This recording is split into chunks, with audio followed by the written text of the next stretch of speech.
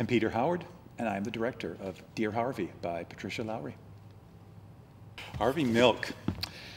Harvey Milk was a pioneer and a hero to lesbian, gay, bisexual, transgender people. He worked as an activist and as a politician, as the first openly gay elected official, one of the first openly gay elected officials in our country, and primarily was based in San Francisco, California. I believe he was the first openly gay elected official in this state, but his work as an activist and as a voice for LGBT folks and many others in his career continues to reverberate and benefit all of us today. Awesome. When I first read the play, it brought me back.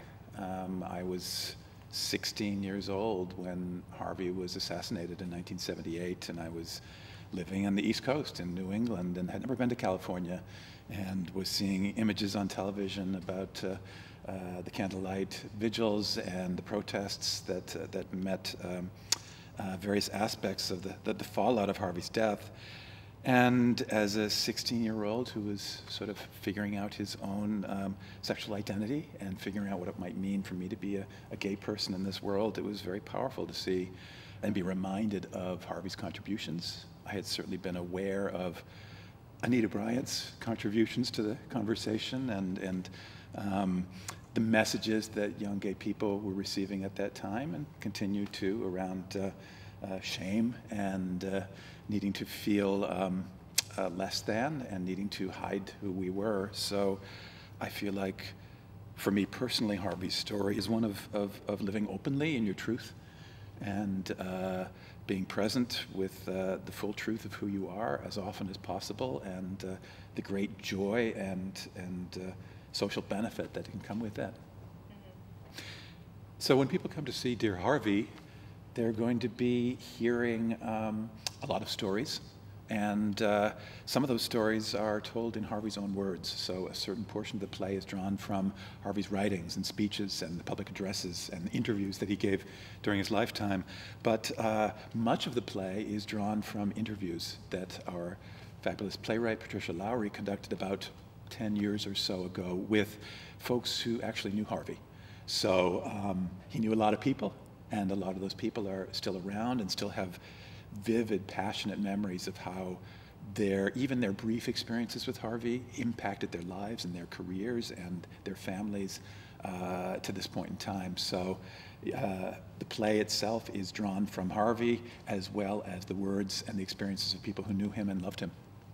I think this is an interesting play in terms of its setting, because it's really a storytelling experience, and that's I think it's about a community of actors gathering with a community of audience members and listening to primarily a group of characters now in their 50s and 60s look back on time in their life when they were in their 20s and 30s, time when they knew Harvey.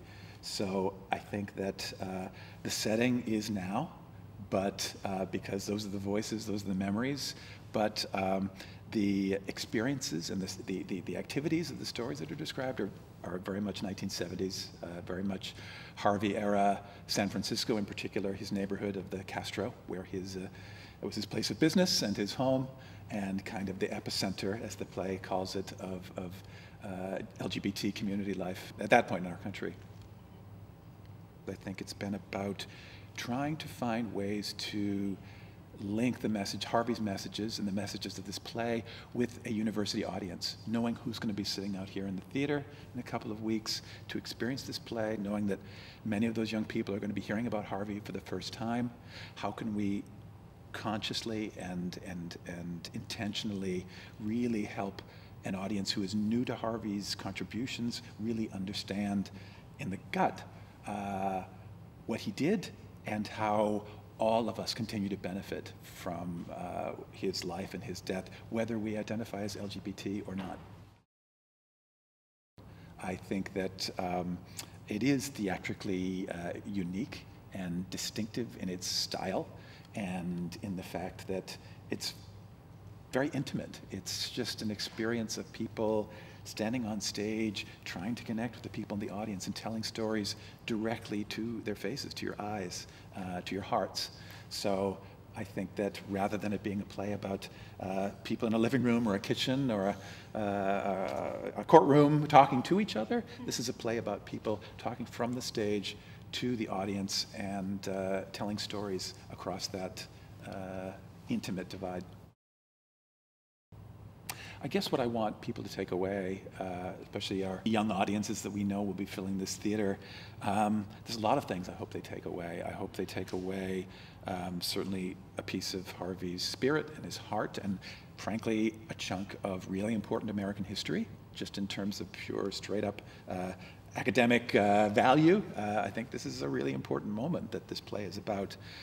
I also, and I know from talking to the young people in our cast and in this university, this department community, that people are connecting with Harvey's story, even who don't themselves identify as LGBT, that many of us have experiences where we have felt we needed to be silent about some important part of ourselves, some kind of shame about some aspect of our personal truth. And so I think this story really applies to all of us in that I think it celebrates openness and being who we are, standing in the light, if you will, of our own truth. And I hope people take away that as well. We've had some wonderful conversations in our cast about people in our own lives who have influenced our journeys and the choices that we've made in positive ways. I think that was kind of one of our rehearsal techniques to kind of get into the spirit of storytelling that this play requires.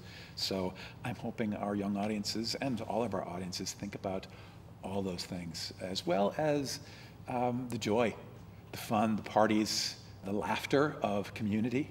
I think there's a lot of fun and funny things that happen and are talked about in this play.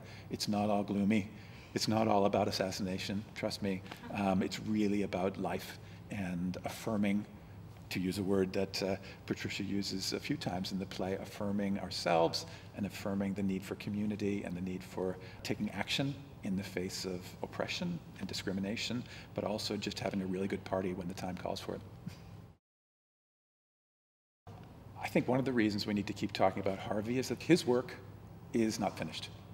And as much as I know that life is very different for an 18 to 22-year-old young LGBT individual now than when it was when I was that age, I also know that it's not always easy, that in spite of the gains we have achieved through hard work and sacrifice and of Harvey's and many, many other people, I think that there are still young people who live in a fear and self-doubt, and who aren't necessarily feeling affirmed and positive about that aspect of their identity.